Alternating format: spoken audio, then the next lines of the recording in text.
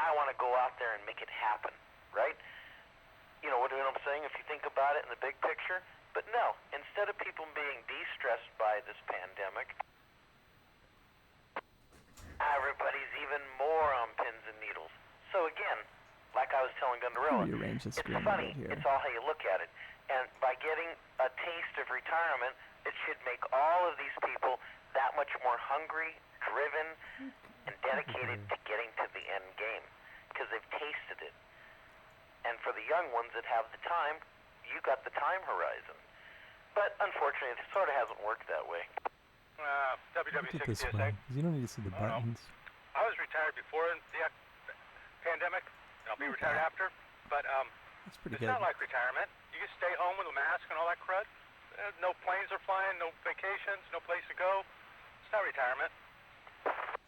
But you're best quotes I ever heard. The best place I want to go in retirement, the best vacation I want to have, is in my own backyard. I think a guy said that, Zelensky guy said that. I mean, that's really putting it into perspective, right? Well, who says we got to go anywhere? It's just the act of being able to go in the backyard and kind of chill out. Actually, this guy's pretty interesting. I'm just going to listen to him for a while. With that inner peace thing, you know. Really, I think that's a pursuit. We have that in this country because we're so driven about competition. Well, okay, I got a different take, and I guess it depends on what your backyard is like. See, my backyard's pretty awesome, and I got space here, so like camping to me, going to a campground doesn't excite me unless it's in a beautiful spot. 'Cause I got way more space here than in a campground. But let me ask you this, Roper or Dave. It's a little better. You know, when you were growing up, were you rich or were you poor? And were you hungry or were you, high on the hog? That's my question to you two before I go forward. You go first, then I'll go. Stomach was always full. Not high on the hog, but full. Okay, I was middle-class family. Mom was a teacher. Dad was a railroad worker. We lived in a normal house with a swimming pool in a neighborhood in Roseville. We weren't high dollar, and it was. You got a swimming pool. That's everybody lived that way. That's medium rich. Okay, kind of similar. We were poor, and then my mom went back to work. My parents were both teachers, and then we had a little subdivision house in Modesto with a pool, and that. But my dad was like a Okie, like a real original migrant worker picking cotton and stuff down there in not Weed Patch, but down by Bakersfield. Can you turn around and see if we can find anybody else talking here? The name of the town, Buttonwillow. Oh, Buttonwillow, I know where that is. That's like. And they were up in Marysville and everything. Anyway, a lot of poor relatives and stuff. My mom's family had.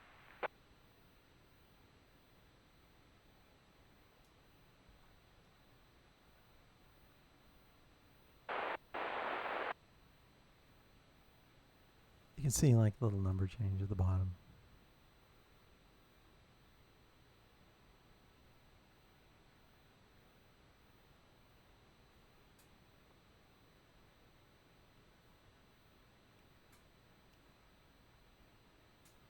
And how motivated they are and stuff like Yeah, that. they're. I can try calling. See if I can. I can try calling because I'm trying to record my own voice. Middle class. I thought middle class was.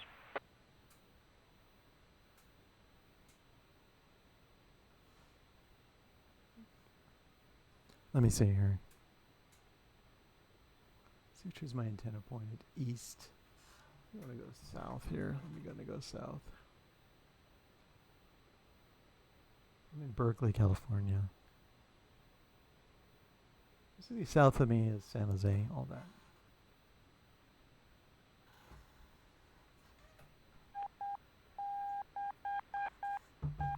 Oh, this is the dead repeater. Nobody's ever here. KE6I? KE6I? Kill Echo 6 India? Is anybody out there? I've never talked to anybody on this repeater ever. I think it's I don't know.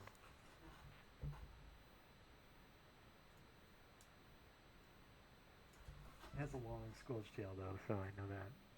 KE6I, anybody out there? I don't think anybody monitors this one. There's one. I'm just testing to see if when I'm talking, if my voice comes out over the stream or not. So I'm gonna listen to that later.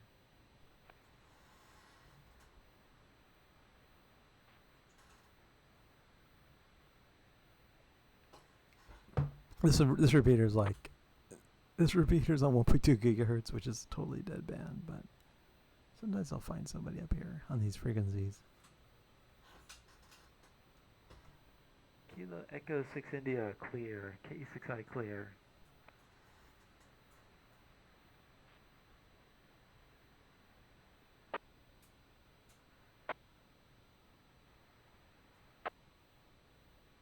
Oh, was there somebody kerchunking out there? KE6I?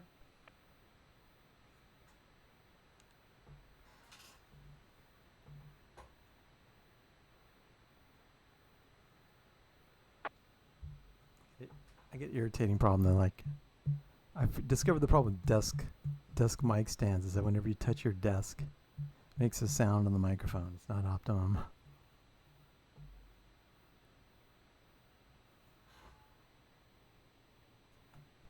This is KE6UIE repeater. KE6I, Kilo Echo 6 India. Kilo Echo 6 India, monitoring. Anybody out there?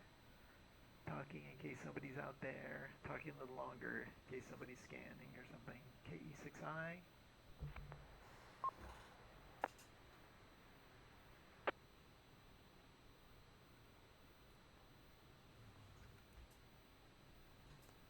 There's like this repeater, like there's a system of these repeaters. They're all connected, and usually there's one guy who listens to them. It's like the guy who owns the repeaters, basically. You know. Well, sometimes I'll find him on here, but not right now. I'll have to try during the daytime.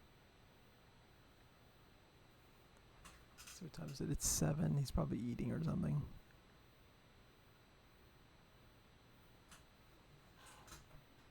KE6I clear.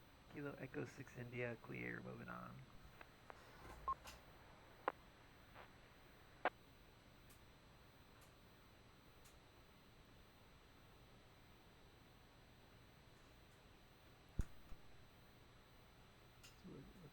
See, I'm pointed south, so I find something south of here. These guys. Let's see. This one's just pretty strong here. WA6HAM repeater. Good evening. Kilo Echo 6 India, KE6I. Anybody out there? KE6I. I'm talking a little longer in case somebody's scanning or something.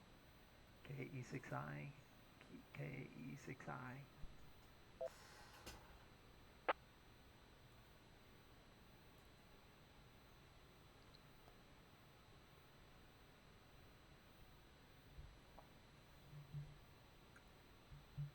Yeah, look at this. Irritating. I see why I should bring the mic stand in here.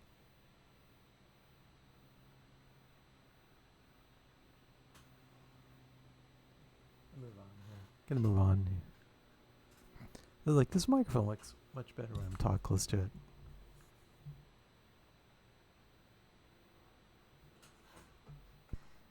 KE6I, Kilo Echo 6 India, KE6I monitoring. Anybody out there? Hello.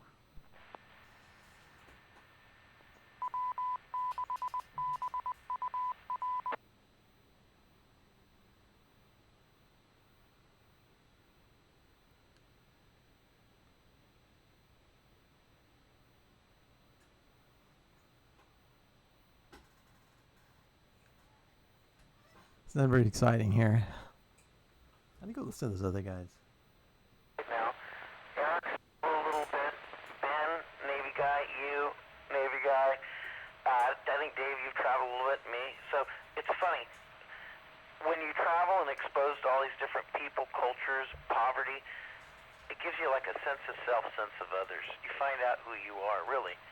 And you're exactly right. A lot of people haven't traveled anywhere or even have a passport or have experienced that. It's weird, neat. It's just very... Up, that guy timed out. You have to drop the repeater to keep from timing out. So that's what happened to this guy. Turn that one up. Doesn't matter. I timed it out. Yep. What happened?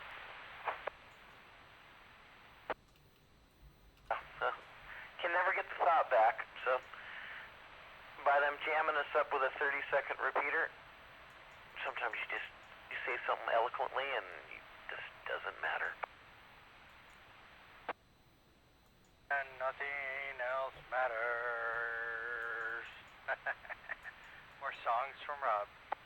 I know. Almost like the cable guy. Remember that guy, the cable man? All of his experiences were via cable TV. Remember that?